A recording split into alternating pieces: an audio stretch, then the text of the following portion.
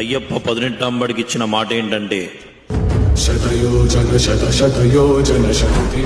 దేవతలందరూ కూడా అయ్యప్ప మహిషి అనే రాక్షసుని సంవరించిన ఆనందంలో,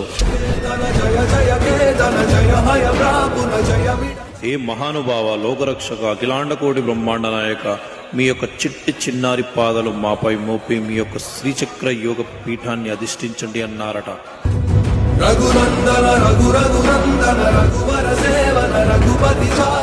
ఆహా, అలాగే అని స్వామివారి చిరునవ్వు నవ్వుతూ 18 మెట్లు ఎక్కగానే మణికంఠ అని 18 మెట్లు పిలుస్తున్నాయట.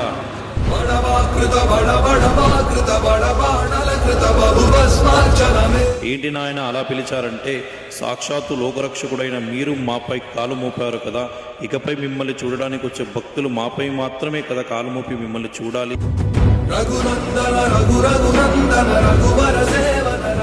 అయ్యప్ప